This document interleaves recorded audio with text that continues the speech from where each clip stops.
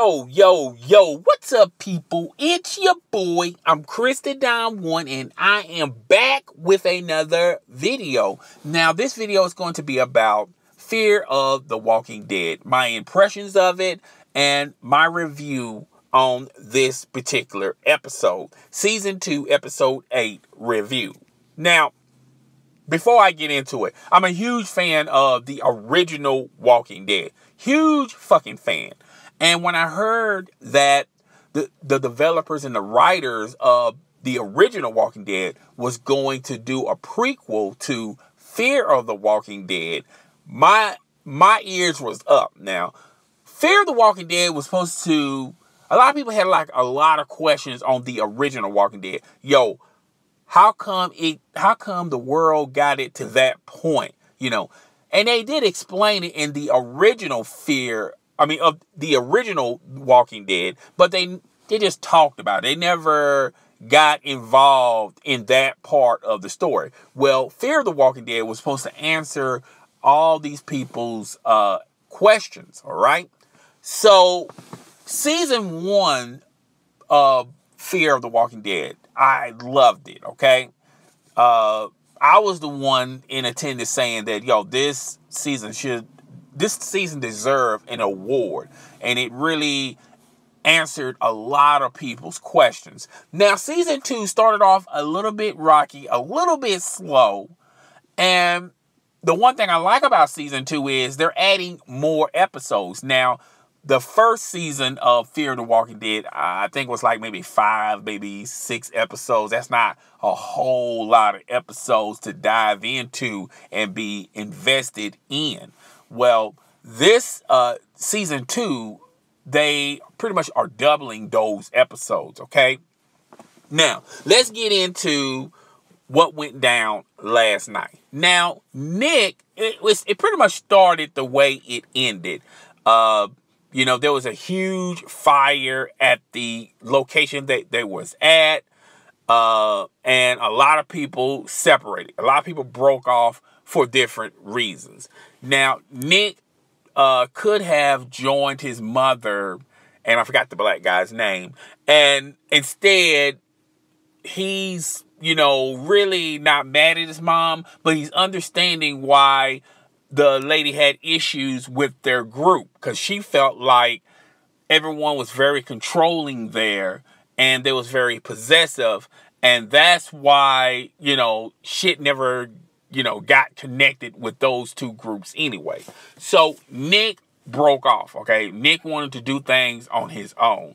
Now, he started off in a home, and this lady pointed him the direction he needs to go to and gave him food and water. So Nick starting on his journey. Everything was cool, okay?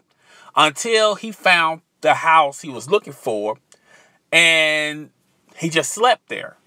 Well, he got woke up. He got rudely interrupted, woke up by a lady with a baseball bat. Now, this lady with the baseball bat is speaking a different language.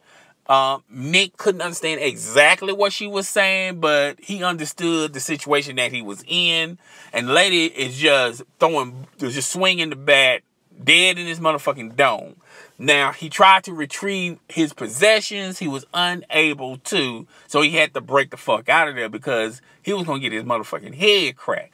So that was the first problems with Nick. So, you know, in normal situations, when Nick journeys off away from his group, he's always in good hands. You know, he always take care of himself. And maybe that was an overconfidence factor for him thinking, well, yo, I took care of myself when I was by myself, when I was with the group. So how come I can't take care of myself on my own? You know, where I don't need to depend on the group, okay? So that was his first major problems, okay? So he couldn't get his supplies, couldn't get his water. He pretty much had to, you know, suffer on his motherfucker own. He was truly by himself, and he had to truly get his own motherfucking supplies, okay? So then later on, it's the next day, all right? He stumbles upon an abandoned highway. He walks through this highway, and he noticed that there was a zombie trapped in a car and was unable to get out of the car. And he noticed by looking into the car, there was like a little bit of water and a radio, all right? So he's fooling around the radio, trying to find a radio station, try to find someone who has an SOS code out there, and he fuels himself with the little water that he was able to get. Now, these vandals, I want to call them vandals, they drove up and they started looking around the cars. Now, there was one individual in one of those cars. He wasn't a zombie. He wanted help. And instead of helping this guy, these vandals just struck a stick right in his motherfucking eye. Okay, they killed him, and they're laughing and cutting up. Now, as they're doing that, the radio finally finds a frequency, and it makes this loud noise. And the vandals got, the vandals started looking around like, the noise is coming from that car. Nick is behind the car, so Nick tries to break the fuck away, and the vandals start shooting at Nick. All right. So Nick finally ends up in a field.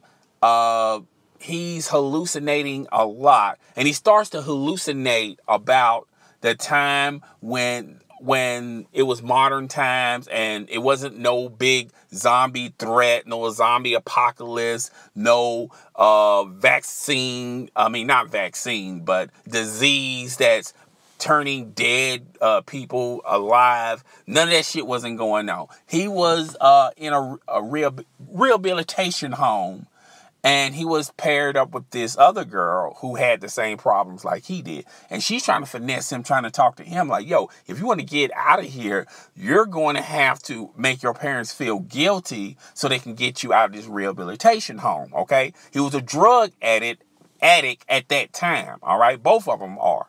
So she's trying to, get him to use his sympathy card. And Nick started, telling this girl what he's going to say to his mom and his dad. And it was believable. The reason why it was so believable, because Nick really, truly felt that in his heart. So his mom shows up one day, and he thought his father was going to show up. And the reason why his mom showed up was because, she was going to tell Nick that, your dad's dead. He died in a fucking car accident. And, he started yelling and screaming and crying. Now, the girl heard all this, and then she ran into the room to hug Nick. So Nick is in and out of those situations. He woke up to a pack of wild dogs. And these motherfucking dogs were biting the shit out of Nick. They bit him off. They tore his fucking leg up. Nick had to jump on top of the roof of one of the cars. And to make matters worse, a pack of zombies were there. And Nick was, on top of the car. They couldn't see Nick. They went after the dogs. They ate the dogs fucking alive. They tore them motherfucking dogs up, man. And while Nick was trying to assess his damages on his leg, he made a lot of noise, and the zombies heard it. So the zombies now are coming after Nick. They get close to Nick, and they heard gunshots, and they turned around away from Nick to find out where all that noise is coming from. All right. So Nick repairs his situations on his leg. There's another zombie. He attacks that zombie, put blood all over him, and now he can blend in with the other zombies, all right? So the zombies, including Nick, ran up to those guys who killed that other guy earlier ago, okay? And they're shooting at the fucking zombies. Now, one of the guys that was wearing glasses saw Nick in the group of zombies, and he's blended in with the zombies, and the zombies ain't fucking with Nick, all right? So he begins to start shooting and panics, trying to reload his gun, and now he gets fucking bit, and one of his other friends gets fucking bit, and they're both dead, and now there was three of them. The other guy just hopped in his car and just rolled the fuck out. Now, Nick was too weak to follow the zombies, and he just lied in the middle of the road. A storm came, and that storm had rain, and the rain kept pouring down, and Nick got rehydrated by the rainwater. Now, there was another group of people who was following Nick. It was a lady and two other guys, and they was following Nick. And the two guys saying, yo, we have to help him because he's not going to make it. And they kept saying, like, that's the one that they was looking for. The guy who blends in with the other zombies. The one who walks with the other zombies. Now, the girl of the group, she wasn't fully co-signed with Nick. Okay? So they decided to go ahead and get him anyway. And they take him to their little small town. And that's where it pretty much ends there. Now, my total assessment of Fear of the Walking Dead, it was a very good, interesting show. The angles that they was using, I'm hoping they're going to do that for the main characters of Fear of the Walking Dead, where every episode you get to see them, you know, all the way through. And they tell their side of the story. I thought that was a good move. I'm not going to sit up here and say it was an ingenious move, but it was a good move. And Nick has a story to tell. Now, I guess they forgot, and they probably haven't forgot, but, you know, Nick is an addict. And, you know, addicts have tendencies, okay?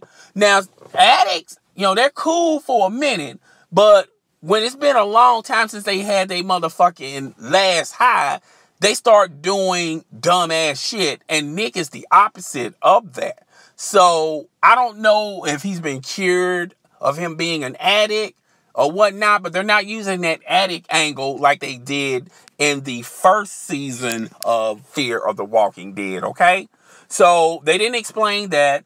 They truly didn't explain those three vandals that was earlier in the movie. What purpose are there? What purpose are them? And they really haven't explained the purpose of the people who saved Nick and brought Nick to their town. So there's a lot of angles that they're going to address next Sunday. And I saw the previews of it, and it looks very entertaining, and we're going to have to wait and see. But I always grade these episodes, no matter Fear the Walking Dead, the original Walking Dead, and I have to give it a B+. It was interesting, but it wasn't that much interesting. It answered a lot of questions. If you was a Nick fan that you had questions about, they answered those questions. But yo, this is your boy. I'm Chris the Don One, and I am out of here. Deuces, my brothers. Peace.